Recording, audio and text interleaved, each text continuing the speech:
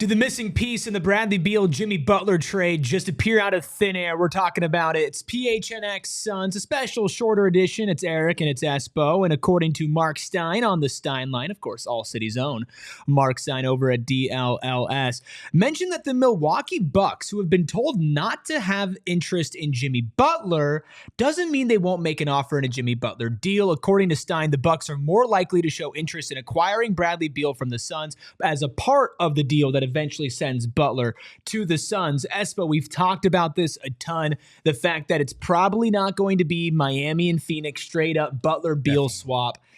Is this the missing piece? Well, a couple of things. People will say, oh, well, the Milwaukee Bucks are over the second apron, so how could they do this? Well, simple. They trade Pat Connaughton.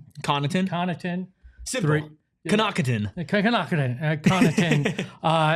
and they will get under the second apron. Right? Yeah. They're only $6.5 million over it right now. So if they get under it, they can help facilitate the trade. The way I look at it is there's two options here. If they're really interested in Bradley Beal, would you rather have Khris Middleton and Bobby Portis, or would you rather have Jimmy Butler? Because both work from a Suns perspective. So it's an interesting thing. And is, a Khris Middleton and a Bobby Portis or something similar to that enough for Miami and Pat Riley to move off of their stance that they're not really happy with what's being offered in a Jimmy Butler deal? I think if the 2031 pick, which has been said to be one of the most valuable assets in NBA trade talks right now, gets included, it may get a 3-team deal done. But I'm on the fence which one I'd rather have. Yeah, Portis and Middleton is interesting. Middleton, out of all of the players involved in the deal, and this is a pretty big deal, has the most injury concerns out of Butler,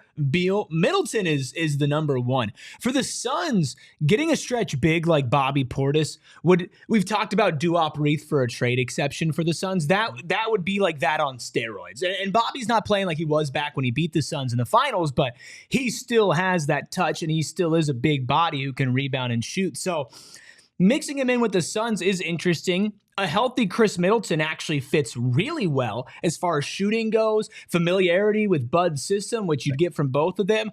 I'm still going with Jimmy Butler, though. See, the key to me is the familiarity with Bud's system. Plus, it's a 2-for-1, and you solve two of your issues, right? Plus, Khris Middleton isn't going to mind coming off the bench. He's already doing it in Milwaukee. Jimmy Butler's intriguing, but I don't know that I want all the baggage and everything that comes with it. Plus, the contract extension you're going to sign him to. It's a problem that I didn't think the Suns were going to face because I didn't think that they were going to have options potentially in moving Bradley Beal. It's intriguing to see what might happen. I think they probably will lean towards Jimmy Butler because they seem to be more star-centric as we've learned. But to me, both are intriguing options. And if Milwaukee's really interested in Bradley Beal and Miami isn't interested in what Milwaukee has to offer and you can't find some fourth team to pull this off, I might actually consider just going straight to Milwaukee and going, let's make this happen. But guess what? The giant elephant in the room is still the no trade clause. True. And would he accept a deal to Milwaukee? Supposedly they were interested in him last time. He didn't like the fact that they were willing to deal Khris Middleton right after signing his contract extension. He didn't feel like that was loyalty. Now, maybe a little different because obviously we're down the road from that. If he likes Milwaukee, if he's kind of past that hang up, there may be something here. There might be. And you never know, like, maybe Bradley Beal doesn't want to move from Phoenix, but maybe he's viewing Milwaukee as like a space, like, okay, I'll work in Milwaukee. I'll spend my summers in Phoenix. Like, you just can't get in the head of a player like that or of anybody, right? Like, you don't know what I'm thinking. I don't know what you're thinking. God. And you also don't know, like, come on, if we're being real here, just me and you, talking amongst friends. He's probably going to get offered a little something to get rid of that no trade clause. But I mean, come on, if you're gonna approach him, you say, we have this deal ready. We're going to set you up with a beautiful home in Milwaukee, free of charge, no interest rate, nothing. We're just going to boom. We'll pay all the moving costs. We'll keep it. Yeah. We'll pay for your home in Phoenix.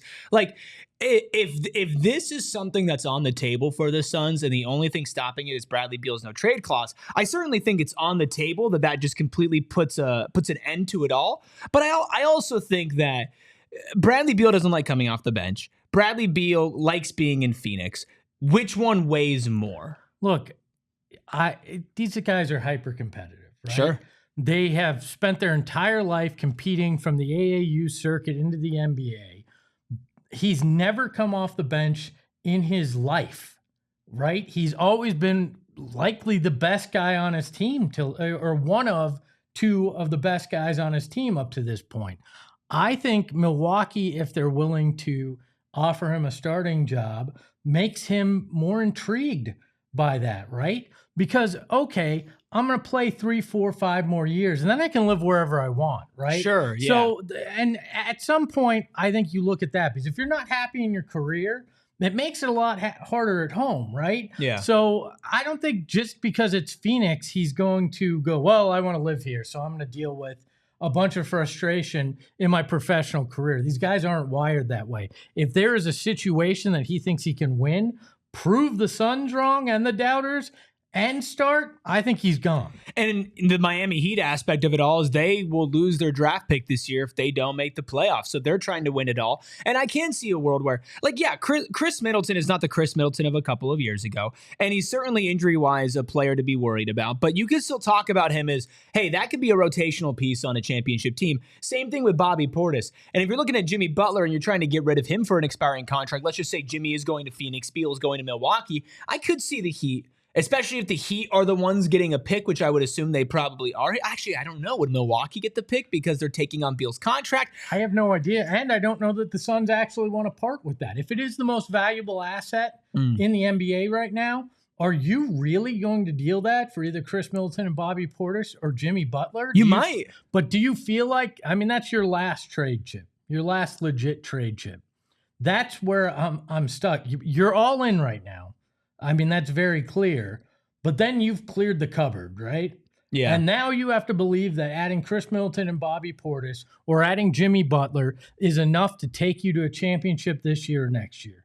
And that's the whole thing here. Do they believe that? Are they committed to that? And if they think that is enough, I think we see that 2031 pick go. But there's not a lot of paths here because it's pretty clear they're not blowing it up. You trade for Nick Richards, you're not blowing it up. You're in to win this year. Mm-hmm. So my guess is that 2031 pick eventually goes before this trade deadline to try to bolster this roster and increase your opportunity this year. Well, we're going to be unpacking so many more trade scenarios on the PHNX Suns podcast coming to you live 3 p.m. on Tuesday. If you're catching this early, pregame, watch along, and postgame show for the Cleveland Cavaliers taking on the Phoenix Suns on MLK Day. Should be a very fun game.